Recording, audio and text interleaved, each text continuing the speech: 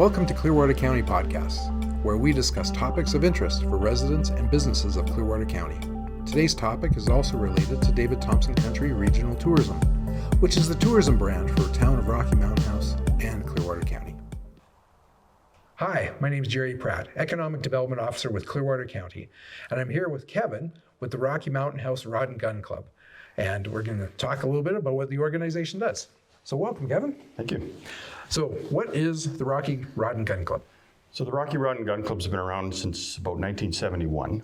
It's grown through the years, but it's our goal is to try and accommodate all the shooting sports that in one facility, a safe place to shoot, hopefully pulling some of that unregulated shooting off, ground land where it may not be safe to shoot, and putting it all in one facility where we can have a good experience for families and anybody who wants to participate.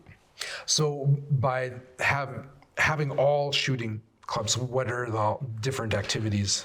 We have, so behind us is Range 8, where guys would typically shoot their, hunting style rifles, rifles out to 600 meters kind of thing. We have 4 pistol bays where guys can shoot their pistols. We have a couple of shorter rifle bays, 50 meters kind of thing. 100 meter rifle range where guys can sight in a rifle. A shotgun range where we have skeet, trap, and 5-stand shooting for clays, and most recently last year we had added a 1 mile rifle range, so targets at 800, 1,000, 1,300, and 1,612 meters. That's huge, and all on one place. That's amazing. Yeah, all on one chunk of land. This has been a lease with the provincial government since 1970, I believe it was.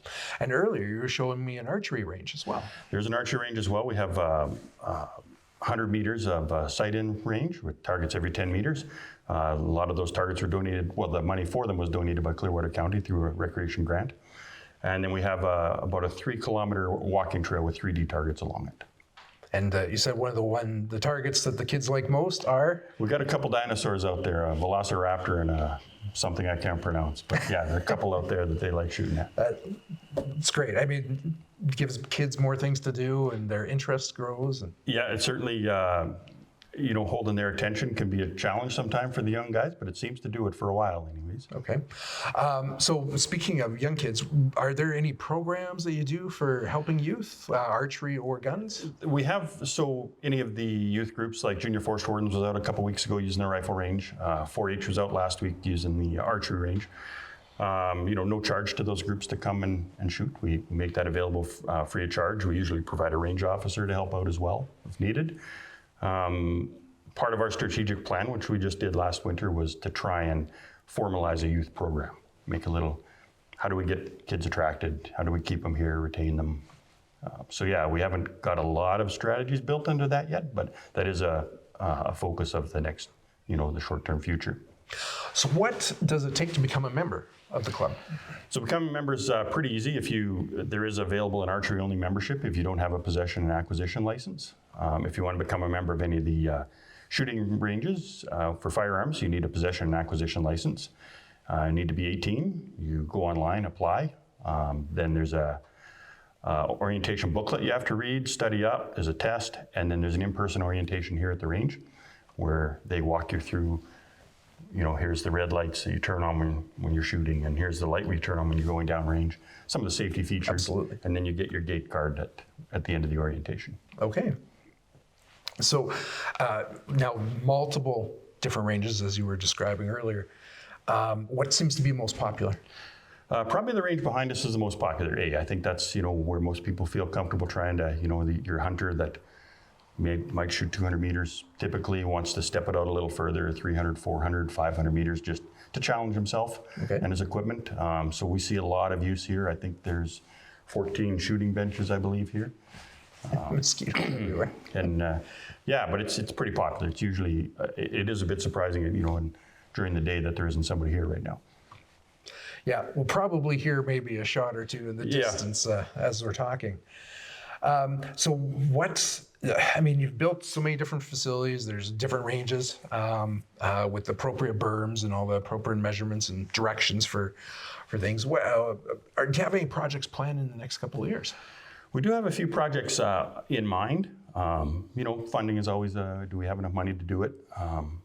It would be the extension of a couple of the existing ranges, just to get them a little further. So when this range is tied up for a competition or an organized shoot, just somewhere where guys can go if they just want to sight in their rifles, 100 meters, 200 meters, and somewhere if they're not part of the competition, they can still shoot. Okay. So we want to extend a couple ranges a little bit to the west of us here, just a little bit, but moving these berms takes a fair bit of equipment time. Right. So.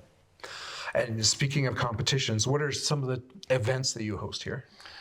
The club hosts a lot of, like there's a trap league, so the guys are shooting shotgun regularly. There's a couple of shoots on this range every year for, I think they call it the paper punchers and the groundhog shoot or something like that, where they're shooting steel out to the end of the range. There aren't too many other formal events that the club hosts right now, but that's a focus as well.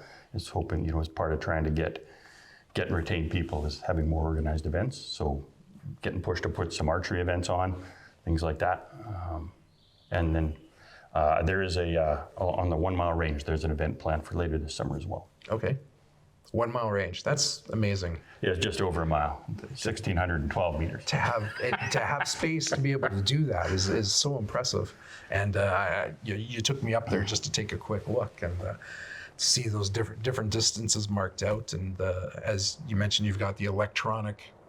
Yeah, electronic shot markers. So some guys like to just use a spotting scope, see if they're hitting the steel, and there are flashers on some of the steel. So if you hit it, it's a little spinning light, so that helps. But the electronic ones can, and they'll actually record a bunch of data as your bullet passes through these sensors, the speed that it's going, the trajectory, and group size, and all that kind of thing. Boy, this has changed over the years too, eh? Yeah, it's a lot different. Okay. Is there any particular thing that you're wanting the public to be aware of for the Rod and Gun Club, or just gun safety in general that you're seeing that you want people to know about?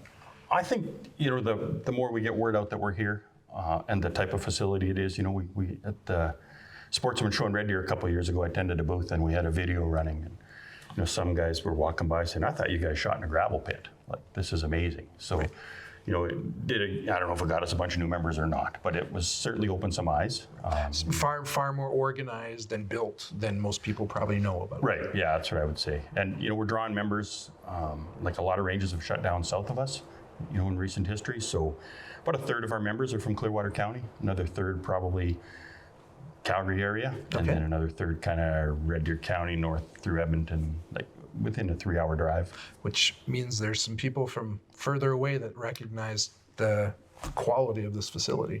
Yeah, you'll see guys, they'll pack a lunch. I've even seen guys bring hand loading equipment, and they'll load right here and continue to shoot for the day. So there is an opportunity. We're piloting it right now where you could pull a trailer out and park in camp out in the lot just behind us here.